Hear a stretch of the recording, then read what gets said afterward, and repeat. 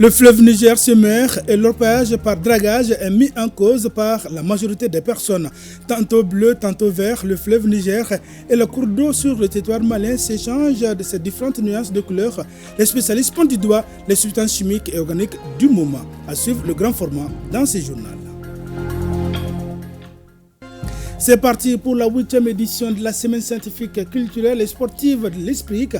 Elle est célébrée sous le thème les défis et perspectives du marketing territorial, tant sur le plan développement. Mesdames, Messieurs, bonjour et bienvenue au journal. La situation de nos cours d'eau est inquiétante et celle du Niger en particulier. Le fleuve Niger change de couleur. Selon les spécialistes que nous avons rapprochés, cette situation est due aux substances chimiques et organiques du moment. Le grand format du jour est une réalisation de Awadama Koulibaly et Alou Bekone. Lorsque le grand bateau Tombouctou levait encore son ancre sur le fleuve Niger pour relier le nord, le centre et le sud du Mali, on pouvait s'y abreuver sans une once d'inquiétude. Aujourd'hui, impossible d'y songer. Ça, c'est l'orpaillage. C'est dû à l'activité d'orpaillage. C'est surtout l'orpaillage, donc à travers les dracs. Du gris clair, les eaux du fleuve ont viré à l'ocre, prenant ainsi les couleurs des substances nuisibles qui y sont déversées jour après jour. Il y a les déchets solides, il y a les déchets liquides. Ça, c'est une forme de pollution des eaux. Et ensuite encore, on peut les classer par composition, ça veut dire les polluants organiques, les polluants chimiques. Si on veut les classer aussi par structure, il y a la pollution industrielle et il y a la pollution démographique. La dégradation de la qualité de l'eau du fleuve et des cours d'eau est due en grande partie aux activités humaines. Il y a un phénomène majeur qui est l'ensablement. Indépendamment de cela, il y a d'autres activités, notamment les pollutions industrielles. Nous voyons qu'il y a les produits de teinturerie qui sont déversés souvent dans le cours d'eau. Nous avons les activités agricoles, les pesticides, les engrais et autres qui après sont drainés vers le cours d'eau sans pré-traitement. Il y a les eaux jugées aussi des familles. En d'autres endroits aussi, les gens font l'extraction du sable. Ces 10 dernières années, la situation s'est empirée, atteignant un seuil très critique. Toutes les ressources sont touchées, des eaux souterraines à celles de surface. Nous avons constaté, si nous commençons par les eaux souterraines, vraiment les eaux de puits sont de mauvaise qualité dans le centre de Bamako. Vous voyez, ça c'est un constat. Mais dans les périphéries encore, ça va mieux. En ce qui concerne les eaux de surface, les zones à risque sont les zones d'activité d'orpaillage. Vous trouverez que les sites qui sont plus proches des zones d'orpaillage, quand nous faisons des prélèvements à ce niveau, vous trouverez que la turbidité et les matières en suspension sont très élevées. Long de 4200 km, dont 1700 au Mali, le fleuve Niger est pourtant le principal cours d'eau nourricier du pays. Nous, c'est en tout cas un facteur de développement. Ça permet à des millions de Maliens de faire des activités et de survivre. Les débits que nous prélevons, au jour d'aujourd'hui, si on regarde que la production d'eau potable de Kabala qui est actuellement, nous produisons dans les 270 millions de litres par jour, uniquement pour Kabala. Djikroni par là où nous sommes actuellement, là, donc la production journalière va jusqu'à 130 millions de litres par jour. Et sans compter les autres stations compactes. Vous avez Koulikoro également qui produit, où nous avons des prélèvements. Sibou, on est là-bas, Markala, et donc arrivé jusqu'à Mopti, où nous sommes également sur le Bani. Au total, la Somagep produit plus de 570 millions de litres d'eau par jour pour environ 22 millions d'habitants. Il faut tout un processus d'assainissement pour mettre cette denrée précieuse à la disposition de la population. Nous avons des points de captage sur le fleuve, le fleuve Niger comme le fleuve Sénégal. Et donc nous prélevons de l'eau et l'eau est acheminée donc, dans le système de traitement pour donc, être débarrassé de tout ce qui est impureté. On est obligé effectivement pour rendre l'eau potable donc, d'utiliser beaucoup de produits chimiques. Nous avons nos points de prélèvement et nous avons actuellement à peu près 49 à 50 points dans la ville de Bamako et Kati. Nous sortons 3 fois par semaine pour aller voir la qualité de l'eau qui est distribuée par la SOMAGEP. Face aux agressions de plus en plus poussées de la ressource en eau, ni les autorités, encore moins les contribuables, n'échapperont aux retombées négatives. La cohésion sociale même, ça risque de jouer beaucoup sur ça dans le futur si on ne prend pas garde. Si l'eau n'est pas de bonne qualité, donc ils doivent traiter encore, donc ça amène beaucoup de dépenses pour la production. Cependant, nous ne sommes pas au bout des surprises. D'ores et déjà, le fleuve perd en débit pendant les grandes sécheresses. Une bonne partie de cette étendue d'eau s'évapore, conséquence du réchauffement climatique. Les actions anthropiques, elles, contribuent au rétrécissement des cours d'eau. Aujourd'hui, l'activité principale incriminée est l'orpaillage par dragage.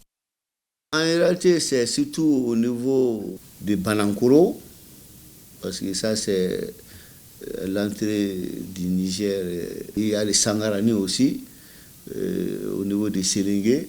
Prenez la route Bamako-Sikasso, sur le pont de la Bagoé, c'est la même chose. Allez-y sur le bras principal du fleuve Sénégal, qui est la Falémé, qui sert de frontière entre le Mali et le Sénégal. C'est la même situation, c'est le dragage. À la longue, aucune activité n'est possible encore dans la zone. On ne peut pas faire de maraîchage, il n'y a plus de poissons et ça joue beaucoup sur la population. Et pourtant, les textes sont clairs. Quand on prend le nouveau code minier, à son article 62, l'alinéa 2, il est dit que toute exploitation de substances minérales sous régime des mines dans les lits des cours d'eau, par dragage ou par autre méthode, est interdite. Donc l'activité est formellement interdite. Chaque acteur, à son niveau, essaye d'y remédier, chose qui n'est pas aisée quand l'activité est illégale. Par rapport maintenant à l'orpaillage, bon, souvent il faut faire le distinguo aussi, parce qu'il y a l'orpaillage traditionnel qui a toujours, depuis les temps immémoriaux au Mali, a toujours existé. Mais actuellement, il y a aussi ce qui est préoccupant, ça c'est le dragage le long des cours d'eau, qui n'est pas une activité formelle. Si c'est tel est le cas, donc vous conviendrez avec moi, c'est difficile de dire on va les appliquer la loi parce qu'il faut que ça soit autorisé d'abord pour les appliquer. Nous faisons tout le temps des missions de sortie. Tous ceux qui sont là-bas sur le fleuve en train de mener ces activités, les matériels sont saisis et confisqués. Et maintenant, par rapport au fleuve, il y a des actions qui sont menées, notamment la protection des berges. Que ce soit des actions biologiques, des actions mécaniques renforcées par des actions biologiques, nous menons ces activités. Tantôt, je parlais aussi du dragage, c'est-à-dire l'extraction de sable au niveau des points critiques. Nos activités se mènent à l'endroit aussi bien des usagers que des décideurs. Parce que vous savez que très souvent, les usagers peuvent ne pas savoir la finalité de leurs impacts sur les ressources. En termes de solutions adéquates à la préservation des ressources en eau, la sensibilisation a déjà montré ses limites. Au-delà des séances de sensibilisation et autres, il faut aller à l'application des textes. Il faut prendre les taureaux par les cornes, réglementer cette activité et utiliser certainement de nouvelles techniques aussi pour la séparation de l'or et du minerai, autre que l'utilisation de ces produits toxiques. Jusqu'ici, depuis Bamako jusqu'à l'amont, jusqu'à nos frontières, sur tous les cours d'eau. Si vous voyez souvent même les dégâts au niveau de ces endroits, vous pourriez même pleurer, je peux vous rassurer. Il y a des images. Si cette eau arrivait à disparaître, donc les ressources souterraines aujourd'hui mobilisées ne permettent pas vraiment de faire cette compensation. C'est vraiment pas possible. Un tableau sombre et désolant. D'où peut alors venir l'espoir? Qui pour sécher les larmes de détresse du fleuve Niger? N'est-il pas temps pour chaque acteur et usager de prendre ses responsabilités pour sauver ce qui reste de la principale ressource en eau du Mali. Changeons de comportement pour sauver nos fleuves, donc nos vies. La Fondation Bank of Africa, en collaboration avec l'entreprise médicale l'APR, effectue une campagne de consultation ophtalmologie pour lutter contre les maladies de la vue au groupe scolaire Aminata Diop de Lafiabougou. Cette initiative entre dans le cadre de la responsabilité sociétale de la banque. C'est pourquoi elle s'est fixé un objectif: consulter 2000 élèves en 5 jours. Le point avec Daouda Koné. Assetou Dambélé, élève de la 9e année A3 du groupe scolaire Aminata Diop de Lafiabougou, a bénéficié de l'expertise des ophtalmologues en poste dans son école. Je pense que c'est bien pour tous. Et j'ai mal aux yeux. C'est cela qui m'a motivé à participer à cet événement. Ils peuvent nous aider à bien voir au tableau en nous donnant des lunettes et nous faire savoir qu'on n'a rien à craindre. Au total, 2000 élèves auront la chance de voir quels troubles visuels ils souffrent, et cela pendant 5 jours. Nous espérons qu'il y ait le moins de cas possible, mais au cas où il y a des cas, la Bank of Africa contribuera à mettre à la disposition de ces enfants des lunettes, ce qui va permettre de lutter contre les difficultés d'apprentissage et améliorer les performances au niveau des enfants. Lorsque nous avons été approchés par la Fondation BOA pour participer à cet événement, nous avons immédiatement vu une opportunité de changer de vie. Les enfants qui sont dans cette école, tester la vie de plus de 2000 enfants, leur offrir des lunettes, leur offrir des verres correcteurs, c'est plus qu'un simple geste. La responsabilité sociale de l'entreprise qui demande, et une fois que tu t'installes dans une collectivité, vous avez l'obligation de vous investir dans le social. Et ça, c'est un cas de le social, et même l'économie. De l'économie, il y a même l'environnement. Cette activité appelée Belle Vision intervient après celle du Bénin, de la Côte d'Ivoire et du Burkina Faso. Les défis et perspectives du marketing territorial en tant que levier du développement local, c'est le thème de la 8e édition de la semaine scientifique, culturelle et sportive l'Esprit. La présente est parrainée par le Premier ministre, ministre de l'administration territoriale et de la décentralisation.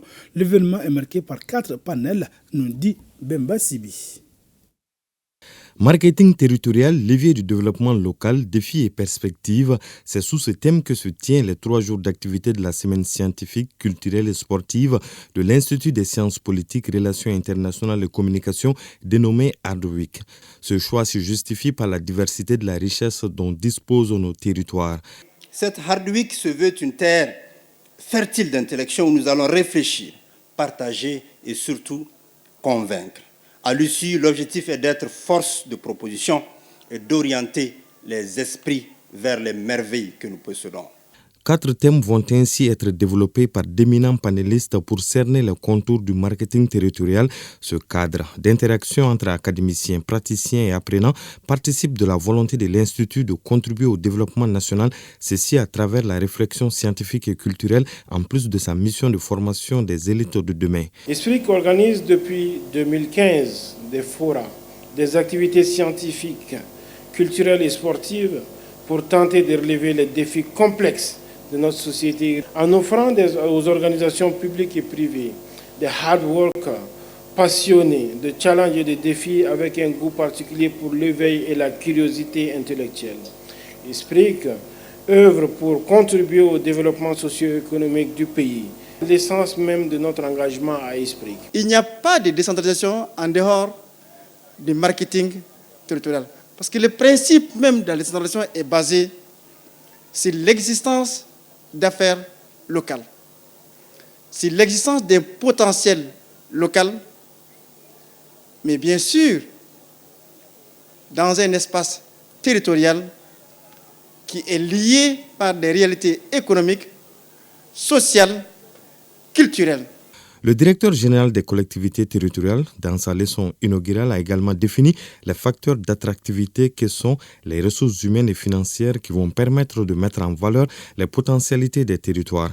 La 8e édition de la Art Week, en plus des panels, est marquée aussi par des défilés de mode, des prestations chorégraphiques et musicales, une foire et un match de football. English Patrice Club est une association non lucrative dédiée à l'apprentissage de la langue anglaise au Mali. Elle a organisé samedi à Bamako sa traditionnelle journée culturelle à la faculté des sciences techniques.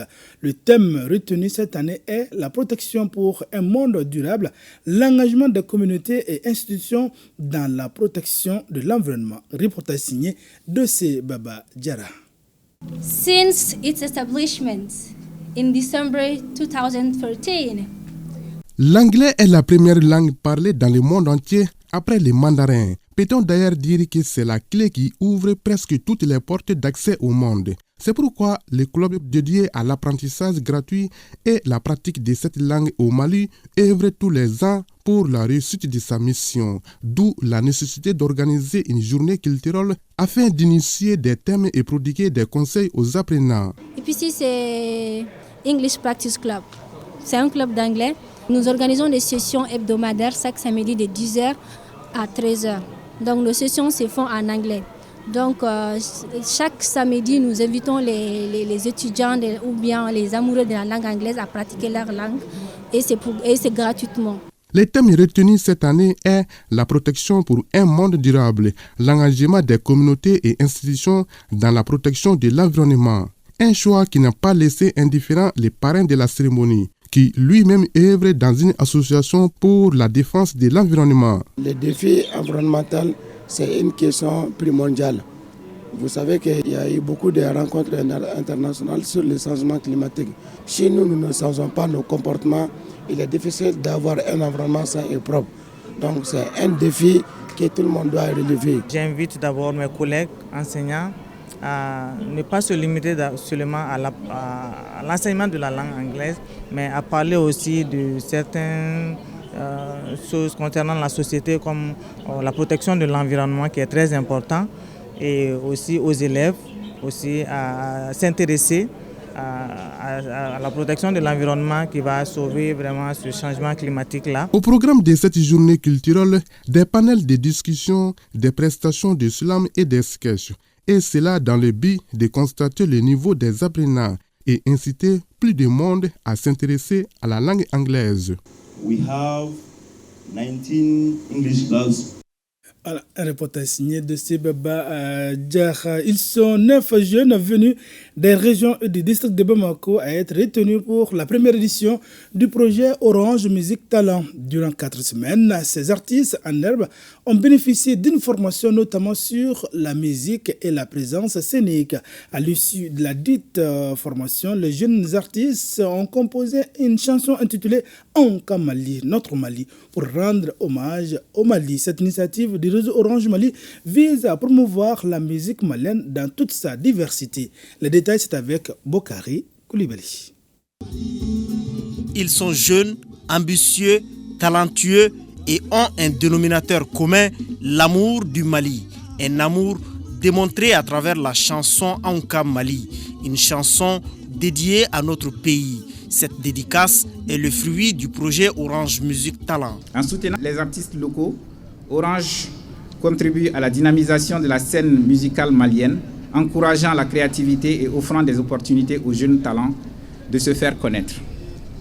De plus, cet engagement montre qu'Orange, au-delà de sa vocation première, met au cœur de sa stratégie les besoins essentiels des populations et le développement socio-culturel des communautés. Sélectionnés à la suite d'un appel à candidature, ces jeunes ont été coachés durant 1 mois par des mastodontes de la musique malienne. Pendant ces 4 semaines, les talents ont appris toutes les techniques liées à la musique, en termes de voix, de la présence scénique et d'accords musicaux.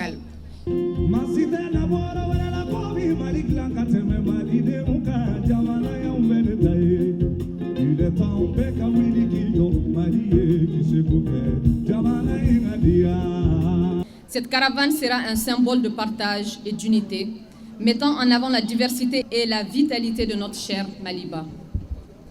Je tiens à saluer Orange Mali pour cet engagement fort en faveur de la culture et de la jeunesse. Notre ambition pour Orange Music Talent, c'est vraiment pour sortir de cette première édition, d'avoir une nouvelle génération d'artistes maliens complets, qui ont eu la chance de pouvoir bénéficier de tout le savoir des grands artistes et maestros de la musique malienne dans notre Doni Blon, créé dans le cadre de ce projet. Chants et danses ont mis fin à cet événement. Avec un regard admiratif, les quelques sommités présentes sortent rassurés d'une chose, la relève est valablement assurée.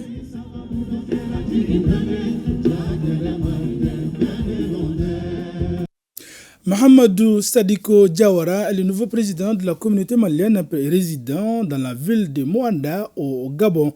Il a prêté serment devant cette communauté et les autorités locales. Mahamadou Sadiko Diawara s'engage à restaurer la paix et la cohésion. Par ailleurs, l'ambassadrice du Mali au Gabon, Nina Wallet Intalou, a appelé les Maliens établis au Gabon au respect strict des lois et règlements du pays d'accueil. Commentaire signé Adam Maïga. C'est devant ses compatriotes et les autorités locales que le nouveau président des Maliens de Moanda au Gabon, Mahamadou Sadiko Diawara, a été investi. Il s'engage à instaurer un climat de paix et de cohésion sociale au sein de la communauté. Je donne l'assurance de ma disponibilité et celle de mon équipe pour toutes suggestions et orientations, car c'est uni qu'on est fort. Quant à l'ambassadrice du Mali au Gabon, elle appelle les Maliens au respect strict des lois et règlements du pays d'accueil. De respecter les lois du pays dans lequel ils sont, qui est le Gabon, qui est un pays frère. Donc il est très important de respecter ces lois. Selon l'ambassadrice du Mali au Gabon, Mme Nina Wallet Intalou, une commission bilatérale est mise en place pour la bonne collaboration entre le Mali et le Gabon. Parlons à présent de l'islam. Kirané a désormais sa mosquée New Look. L'inauguration officielle de la dite mosquée s'est déroulée dans une ferveur avec les fidèles musulmans. Ce projet porté par les associations de développement de Kirané a bénéficié du soutien des autorités locales et donateurs. Mohamed Sangaré pour le commentaire. À Kirané, l'émotion et la ferveur sont palpables. Après plusieurs mois de travaux, la mosquée ouvre enfin ses portes aux fidèles. C'est un moment historique pour la communauté, soulignant l'esprit de fraternité et de paix qui prévaut à Kirané. La construction de cette mosquée illustre l'engagement envers le vivre ensemble et laisse entrevoir un avenir promoteur pour d'autres projets de développement. Le coût du projet, on peut l'estimer, d'après l'architecte qui a été en charge même de la construction de la mosquée, on peut l'estimer à 280 millions francs CFA. Alors elle peut contenir 960 personnes au rez-de-chaussée en bas et 960 personnes. Une infrastructure très rare dans cette région. Ça va être aussi un lieu non seulement pour les prières, mais aussi pour avoir des enseignements religieux. La mosquée de Kirané, plus étendue et plus équipée, est conçue pour allier tradition et modernité. Son architecture respecte les principes islamiques tout en répondant aux besoins des fidèles. C'est un bâtiment R+1. Le dernier en haut, c'est juste une salle technique, vu qu'on a essayé de moderniser un peu avec les batteries lithium qu'on a ramenées depuis Bamako. Et l'installation est faite à partir du solaire complètement. Construire une mosquée en étage, c'est la première à Kanyaga. Ce projet a également reçu le soutien des autorités locales et religieuses, qui saluent d'ailleurs cette réalisation comme un atout pour le bien-être spirituel des habitants de Kirané.